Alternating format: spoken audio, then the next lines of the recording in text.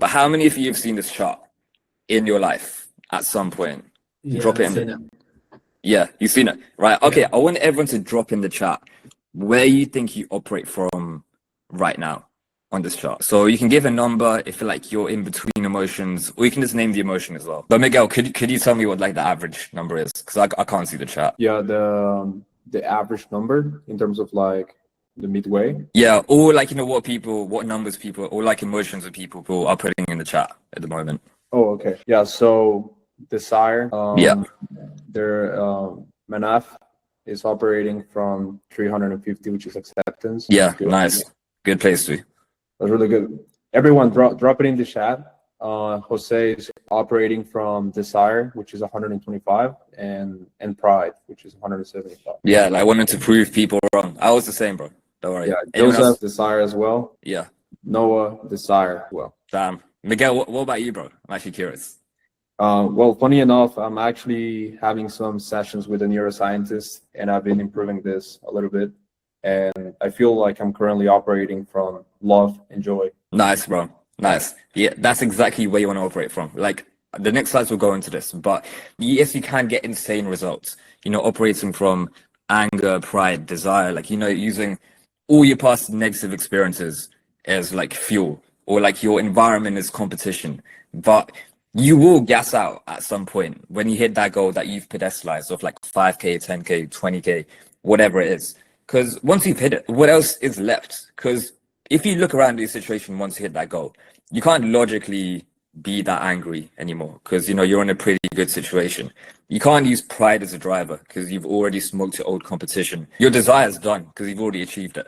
Like, where do you go from here? That's why reps, get to like 10K, 15K, 20K in a month, and they just collapse, right? And they start just posting on Instagram how they're just a 20K per month closer when they did it once and they can never manufacture it again because they operated from that state. So sick. Yeah, basically what I just mentioned, most of you operating from desire, which is not the place you want to be. Piff chasing, commission breath, neediness. No, Jose pride. But the place you do want to operate from is love, right? 500. How do you operate from love? Basically, the reason you do anything, the way you operate from a place of love at that frequency is the reason that you do anything has to be greater for just yourself, right? So in sales, the reps you chase, the vanity of closing big deals, the big commission, the ego, the status, they all gas out, like I just mentioned at some point when they hit their goal. But instead, if you operate out of a place of love for the prospects, like, you genuinely want to help them make the best possible decision possible, like the best possible decision. You want to help out, you want to change as many lives as possible for the better.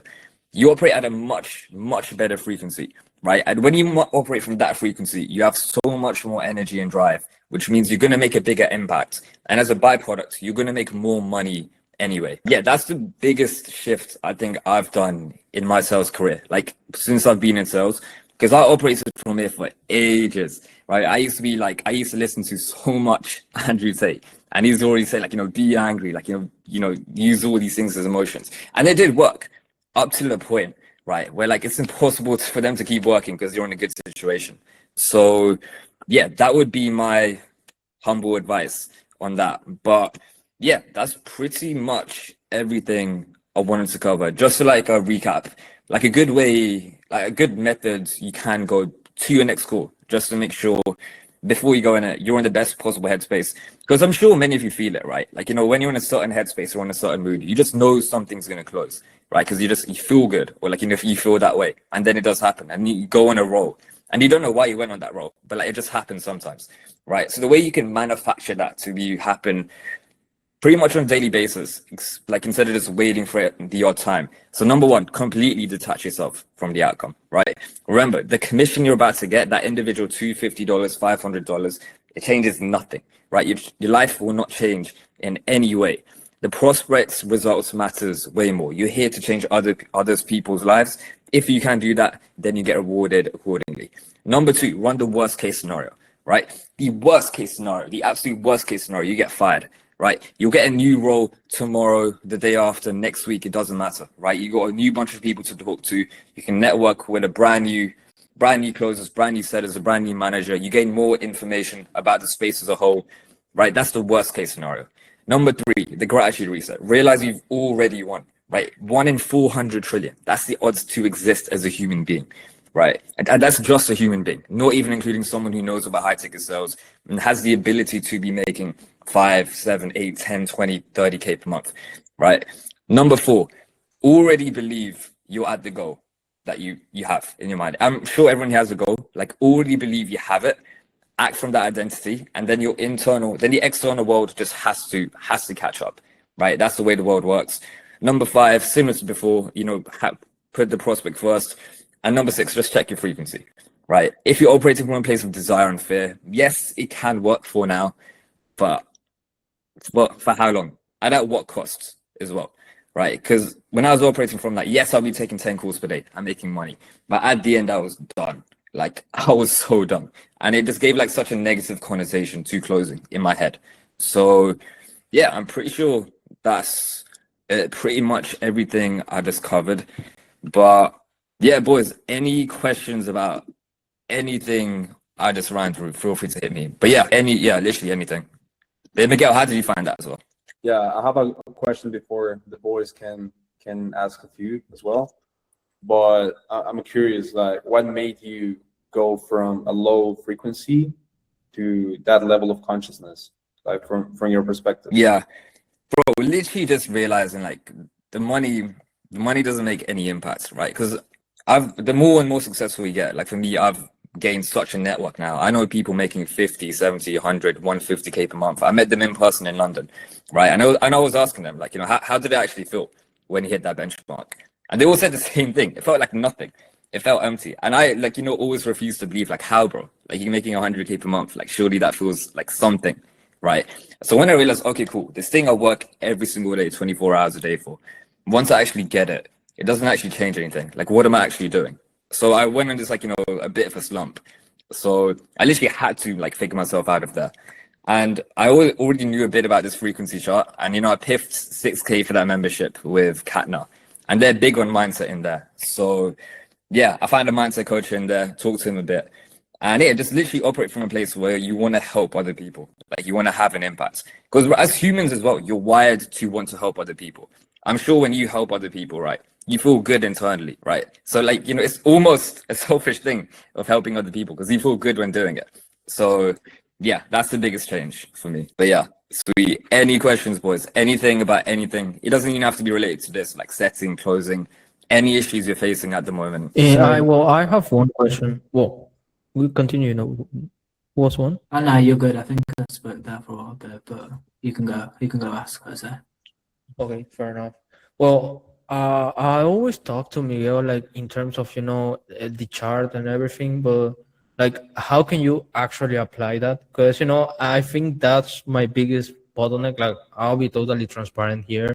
Like I think in terms of skill set, like I developed so much, but in terms of mentality and in terms of everything from the inside, I think that's where I stagnated.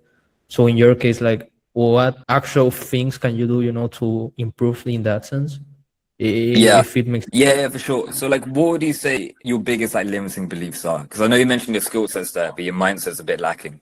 So if you had to like pinpoint the exact beliefs which you think are holding you back at the moment, what would you say they are? Well, one thing that I think kind of holds me back, I'll be honest, is ego in a sense. Like Yeah. I try to put the ego aside, but when I do well or stuff like that, like it's inevitable. I think that's something I always struggled, like even before sales. And another thing, the mentality wise, like screws me up every single time is the fact that I know I'm working on that, and I always like I think I try to cover it up, but the fact that my accent, because at the end of the day, like English not my first language, and even though like I'm already working on an English offer and so on, but it's still something that bothers me, from the inside. I think those are like my two main limiting beliefs. Yeah, got it. So like your accent, and what was the first one? Your ego, right? Yeah. Yeah, what do you mean by ego? Like what specifically? Well, for example, I always try to hit KPIs, and if I don't, like I screw up mentally wise. I'm the type of guy who say, yeah, fuck, like I didn't hit KPIs, like I'm fucked, you know? Yeah. Okay, so if you're not like top rep every single week, then yeah, you have like a mental breakdown, essentially. Yeah. Yeah. Okay, got it. I can actually help you fix this right now. I can show you like an exercise that I've done, which has helped me, probably the best exercise, which has given me the impacts, like the positive, most amount of positive impacts. Bro, if you share your screen and pull up ChatGPT, I'll show you how to fix it right now. Yeah, for sure. Oh yeah, Manny, I'll get to your question, bro. For sure, I'm in ChatGPT, Uh, man. Yeah. Okay, sick, bro. So I want you to give it I can help you with it as well, an exact overview of your situation right now. Say, yo, I'm Jose. I'm currently a high ticket closer. How much commissions are you doing per month at the moment? 2.5, 3.5K per month. Yeah. Okay, cool. I'm currently doing 3.5K per month. And how long have you been closing for? At this rate, like for a month. Yeah. Okay, for a month. So yeah, say that. Like been closing for a month. Mm-hmm. And then, okay, the biggest issue I'm facing at the moment is having a big ego. So this means, and then just type in like the example you gave me. Yeah, like that. Yeah, got it. And the fact that I think my accent bothers me much more on calls than I know it does, right? Because bro, to me, you sound pretty similar to Miguel, right? And Miguel's pretty much, I've seen Miguel being top rep on pretty much every single offer, including the ones I run at the moment. So I know consciously you know it doesn't exist, but I know it's more of a subconscious thing. Yeah. Okay. But and now I know for a fact these two beliefs don't benefit me in any way consciously, but for some reason they still hold me back. Yeah. Oh no, not theirs. Although they're still holding me back. Yeah. Okay. Sweet. And now you can press enter. So this will be like part one of it. Now, bro, ChatGPT is very good at psychoanalyzing people, as I've understand. But yeah, bro, have a read through this, and you can just literally see if it's accurate or not. Yeah, for sure. No, bro. Thank you. Thank you so much.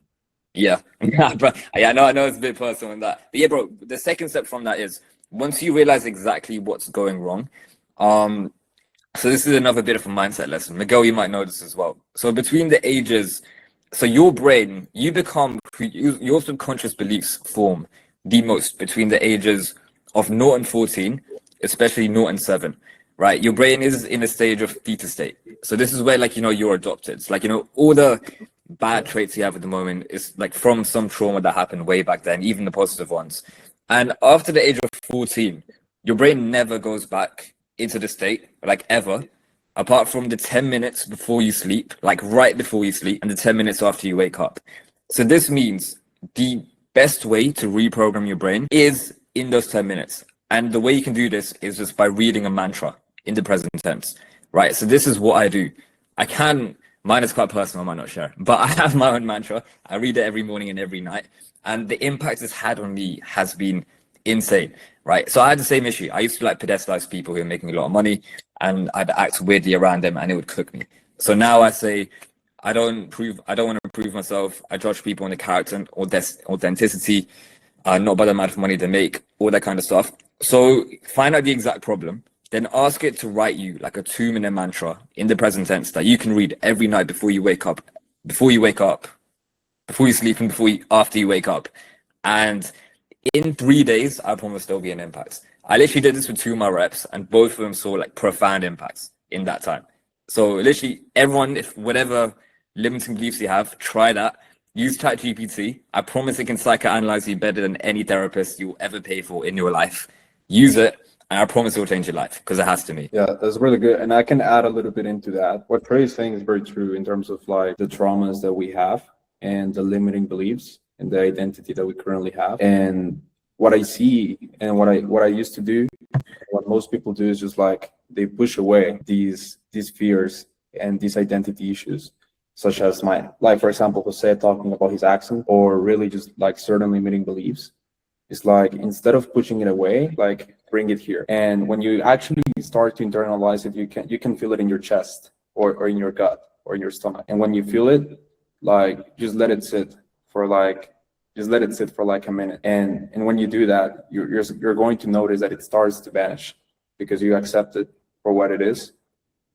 And now you actually change it from now on, if that makes sense. So a lot of the times we just run from our issues. We just run from our problems. but we just gotta learn to accept it, to internalize it, and to consciously make the decision of improving it, because it doesn't make sense when you basically accept it and you have it in your consciousness. It doesn't really make sense. So that's another exercise that you guys can also do that I found helped me a lot. Yeah, 100%. Like, initially it might feel uncomfortable, right? Like, going back to that period, and you might think like, oh no, if I'm thinking about this period, I'm going to go back into the same mindset I was back then, and my mind's going to get all warped. I promise you that's not the case. I promise. Just sit in it, and if you can get over it and address it, it will literally change your life. I promise. But yeah, no, sick. Yeah, Manny, I know you had a question. Thank you very much for this, Shrey. This has been, sorry, is it Shrey? Yeah, Shrey, that's it. Shrey. Yeah, it's been very informative. So I really do appreciate this guest call that's been set up. So I actually wanted to touch on what you mentioned with the mantras there as well. So with that, is it more so you making a mantra around the identity for the different parts of life that you want to become? Or is it more so you also visualizing you being at that point as well? Or what does the mantras like specifically entail? Can you elaborate more on that? Yeah, for sure. I mean, bro, firstly, it's super personal. Like, whatever you feel like, whatever beliefs that you have that you want to get away, then draw it around that. Initially, I had it around like, what the beliefs I want to eradicate were. But now I've also done it on like a 1-year vision card of where I want to be. So to be like, become that person in the future. So I would say both, bro. So part one, structure about the beliefs you never want to have again. And then part two, imagine yourself in 1 year, like exactly who you want to be, like to the T. Like for me, I'll be super transparent. I'm pretty sure I can memorize it off by heart. I want 100K followers on IG. I want to manage 2 teams doing 1 mil per month. I want Growthline to be the biggest recruitment business in the in the industry, making 50K per month from selling and, recruiting reps. And that's pretty much it on the sales side. And I want to be taking a couple sales calls per day on a super, super high ticket offer, like selling 50 to 100K packages. And that's pretty much it, right? And that I can pretty much comfortably make 100K from that. So I would say, yeah, have both. So have like the beliefs you want to eradicate and then who you want to be in a year. But it has to be specific. It can't just be like, I'm going to make a fuck ton of money, because like your brain doesn't know to attack it. For sure. And like when it comes to eradicating those beliefs, is it more so having a mantra around, of course you first identify limiting belief. Is it more so around you repeating the mantra of, I don't have XYZ specific belief, or is it more so you saying the belief you want to have that would replace that? Yeah. Don't say I don't have, because where focus goes, energy flows, right? Yeah. Like, if you're driving a car, right, and your mind's like, don't hit the car, don't hit the car, don't hit the car, you're going to be focused on the cars, right? And you're probably going to hit the car. But if you just say focus on the road, then it's so much easier, right? So don't say don't want negative belief, because then you're still thinking about that negative belief. Just say you want the positive one, right? Yeah, and just completely forget about the other one. Okay, yeah, makes sense. I do appreciate that. I also had another question, if that's okay. Yeah, bro, hit me. Amazing. As many as you want. Amazing. So in terms of the vibrational frequency chart getting higher on that, I feel like specifically when I feel like I'm not able to get the prospect to buy into what I'm saying, whether that be throughout the call in general or during objection handling, thinking of it now, I kind of feel my frequency drop as they get increasingly more frustrated and less patient. And then that drags the prospect further away from me. How do I prevent that? Because in one end of the spectrum, I want to convince them and get them to buy into what I'm saying. And another, I'm frustrated for them because I understand that their way of thinking is holding them back, and I can see that. So how do you manage that? Yeah, for sure. Like the second part, it makes sense. But I was gonna say, like, are you sure you're frustrated for them, bro? Like, it's not an internal frustration. It's an internal frustration, definitely. That's a big part of it. I don't think it's entirely that, but that's definitely a big part. Like an internal frustration because I'm not gonna get the commission check at the end of the call. Yeah, exactly. Yeah, I promise that's the part which like has way more bearing, right? I would arguably say, like, your frustration that the prospect, doesn't want to change themselves. Given the frequency you're operating from, which desire, it's probably cope, right? That you're telling yourself that. I would say the frustration literally comes from you having that commission breath and wanting, thinking about yourself first, right? Instead of the prospect. And, as the prospect is now, giving objections, you're thinking about your commission, how it's not going to close, how you're going to have to put in post-call notes saying no close, no commission, and tell your setter that you couldn't close that person, right? So you think about you, and the prospect can feel that when you're putting your intentions first instead of his. But when you flip that and you operate from the high frequency, from love, where you put him before you, then it becomes much easier, bro.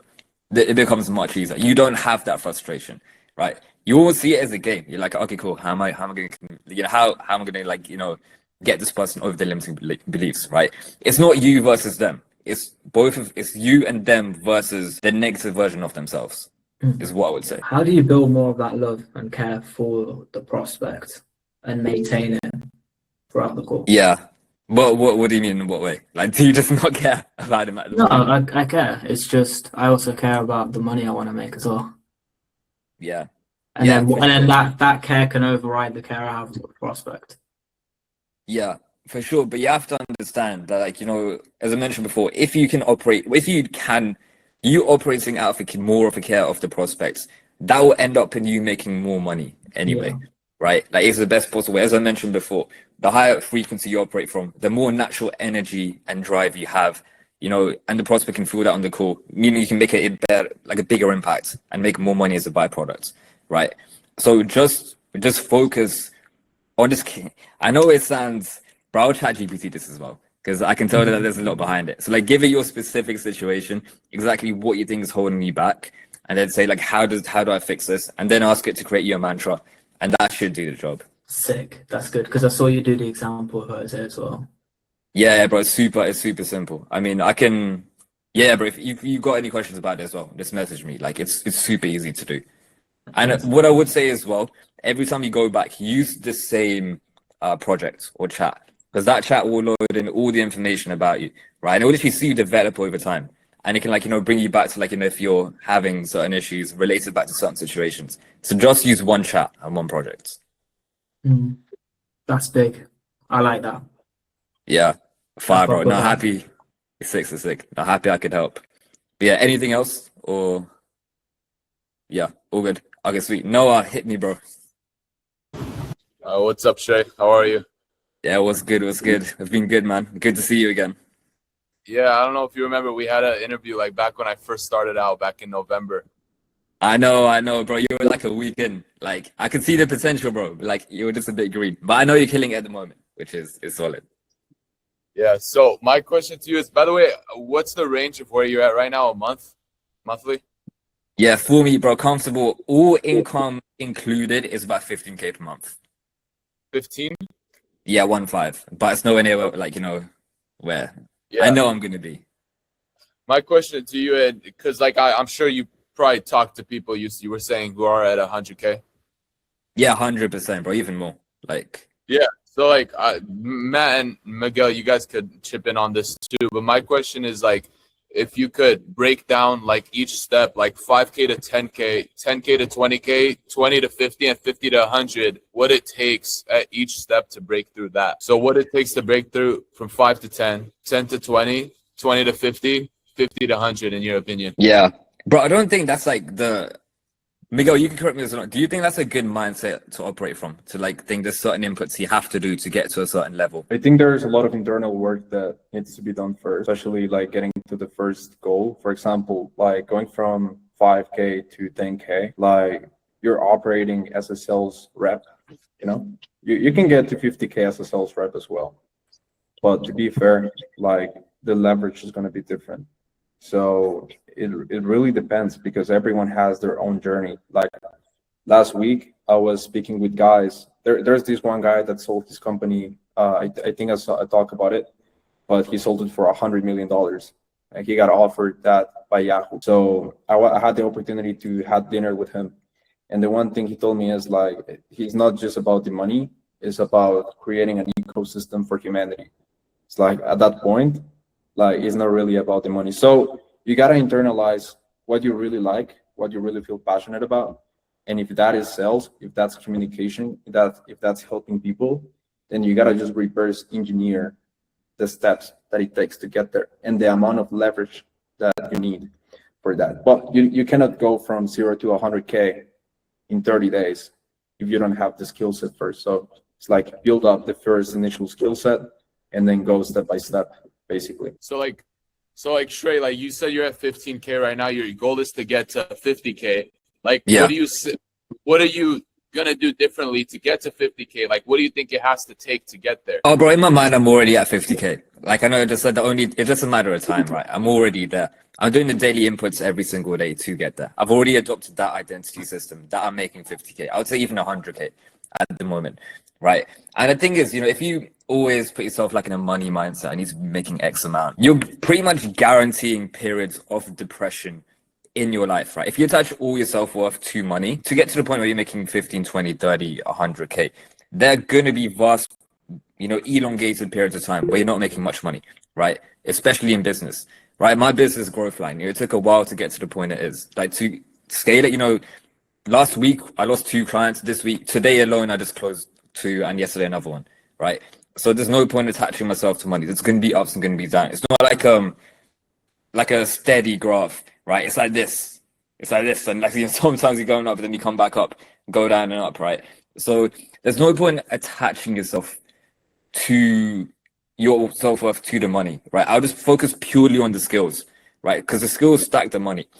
Like, focus on getting better at sales, or just getting, better at networking, like meeting new people, like forming new relationships online, even outreaching people in the industry. I still do that to this day. Like, just hopping on with random people and just getting to know them. Obviously, like, once you build more of a name for yourself, it becomes easier because they want to talk to you more. But back to your question, bro, I wouldn't say it's like a step-by-step thing. Like, this is what you need to get to 5K, and then this is what you need, like, to get to 10K, right? You might make 10K as a closer 1 month, and then your lead flow completely drops, and there's nothing you can do, and you're going to make 5K the next month, right? It's completely out of your hands. So there's no step-by-step thing. Like, bro, next month I could make 10K, or I could be at 5K, but I know, like, with the skills I'm stacking, I'm already at 50, 100K. So it's cool. Like, yeah, that's my advice, if it makes sense. Yeah, it's just more like, because, like, say you could be the best closer in the world and be on an offer where you're not getting that many leads. So, like, one thing I hear is that you have to find, like, a better offer. Like, that's one of the things. Like, not like a money motivated mindset, but like the steps and changes that you have to make, because you could train and still be on an offer where you're stuck at 5K because you're not getting enough leads. So, like, maybe one change would be getting a new offer. But my question is, like, what would be other changes to make? Yeah, bro, the other changes, they're very, like, it's very, I would use the ChatGPT method, bro. Because, like, again, like, in a 20-minute call from now, I can't rewire entire, like, limiting beliefs, right? So that's what I would say for that. But, bro, coming back to your first point, I would always say put yourself first at all times, right? Like, if your offer's not making that much money, go and stack, right? Put yourself first. Most sales managers, they don't care about you, right? You're just a setter, you're just a closer. If you don't hit certain numbers, they'll fire you. They don't have any personal attachment to you. I'm not like this, but like a lot of people are. So you shouldn't have any personal attachment to them, right? Always put yourself first. In sales, it's a single player game, just like with life. It's player versus player, right? So if you're not making the money that you want, just find another offer and keep stacking. And then once you got enough offers, then you can worry about dropping one if you like it's not serving you in any way. I want to add one thing there, because I think this is super important. When it comes to growth and actually taking things to that next level, a lot of people get a skill set and then they just think, okay, now that I have a certain skill, it's just going to fall on my lap. But that's actually the opposite. Is every time you hit those new ceilings or those new breakthroughs, that's the new standard you set for yourself. It's no longer the bar's up here. The bar is now here. You've got to then push above that every single time. You cannot drop beneath it. What I see a lot of closers do wrong is they're going to look at it from like, okay, yeah, I've got a decent offer. I've learned the script. I've learned how to sell, how to do objection handling. I've hit my first 10K month. Fantastic. Great. Good job. But the moment there's a no-show, guess what they're doing? They're like, okay, cool. I'm going to go, make a coffee. I'm going to watch some Netflix. I'm going to, whatever it is. The best closer, the one who hits 30K, 50K, they're the ones who get proactive. How can I fill that slot? Who can I reach out to that I spoke with a couple weeks ago? How can I maybe review my calls in a different way and pick up on the little details? Because oftentimes to get to 5, 10K a month closing, it's really not that hard. You learn the script, you learn some reframes, and you can get there with some okay beliefs. But to get to those next levels, you really have to learn how to be proactive instead of reactive, and then focus on the little details and be honest with yourself. The same way you're not going to lie to a doctor about your symptoms so that they can help you. If you want to be at the best level that you can be, you have to be honest with yourself about what you're doing wrong and where you could be doing better. That's how you get to the next level. Yeah, bro, 100%. Even personal experience on that. Like recently, I was invested 6K into content mentorship 2 months ago, right? So in the month of February, I didn't actually make that much money, right? Because I was spending all my time just learning content, learning everything about content, how to plan it. So I didn't make that much money, but my skill set was improving because I was learning about the highest lever I could pull as a person, right? Because as you all know, like your personal brand is everything. So yeah, in periods like that, always focus on like the skills you're stacking, not the money you're making. But yeah, sweet. Joseph was good, man. Hit me. Oh, hi. I basically started 3 weeks ago, so I got in because one of my mates basically does this. And yeah, I was just gonna ask, when you say detach yourself, like I've been looking at it as like a script. So I've done like 2 mock calls, and the mock calls that I do, I basically just follow the script. But as you said, you kind of have to, like, you have to go in with a mindset that you want them to do well as well. How do you detach the script from, oh, I'm here to help this person? Yeah, bro, what I would say on that is a script is good. Like, so you always have like a rough base and a rough framework in your mind. So like you have like something to say, but I would never just rely on the script. Like the best, like once you come like 2, 3 months into closing, I promise you won't even have a script. Like today I just signed a deal. I don't know how many of you know Cut You Dough, right? So I'm now responsible for placing all of his reps. So I was talking to him today. He doesn't tell any of his reps to use a script. The conversation is just super tailored to the person. Like every single person has different challenges, different things they need overcoming, and they just dive into that. And they inflict, as you all know, like people change when they're in a state of pain. Inflict, the most amount of pain possible. Make them realize how bad of a situation they are in, and then go from there. But my point is, like, you shouldn't rely just on like a script. You shouldn't just rely on a script. Like as you get better, right, it's gonna be just more natural conversation because every person is different and they have their own things that they need to overcome. So that's what I would say. Like in your calls at the moment, what % of it do you think of the words that come out of your mouth are like directly tied to the script you have at the moment? Well, I mean, I started 3 weeks ago, so I've done like 2 calls. But the first one I ever did, I literally just did the script, and it seemed so forced. Like Max was like, "Oh yeah, just it sounds fake." And the second one that I did, it was better. I kind of like, yeah, as you said, I tailored it to the person, or Max, and he just, yeah, I was kind of listening to what they were saying and then like elaborating and basically making my conclusions on what they said to me. So I feel like, yeah, just I need to maybe tailor my questions more to them and not as like an actual script base. Yeah, I would say if I could summarize what could help you in the shortest amount of time, I'd say focus more on what the person is saying and listen to them rather than thinking about what you have to say next, and just base a conversation like that. Yeah, because like the script is great. Like, it gives you, I don't know what your script is, but I'm assuming it's there to cause like a bunch of pain about the current situation, how much money. Yeah, exactly. I got it from ChatGPT, so I just kind of like, yeah. Yeah, okay, ChatGPT scripts are a bit sus. It's like, I know, be I careful. saw it and I was like, it seems too, yeah, it was pretty fake. So I was like, I'm gonna have to change that. Yeah, no, but ChatGPT scripts are super robotic. Like, it feels super fake. Right? If you have no conviction even saying it, right, then that energy is good. The prospect's going to feel that energy. If you don't even have conviction in what you're saying yourself and the product, why should the prospects? Yeah. Right. So if you don't believe it, I would say, what niche are you selling at the moment? I'm not like, I literally just set up my Rep Select account. So I haven't actually started officially.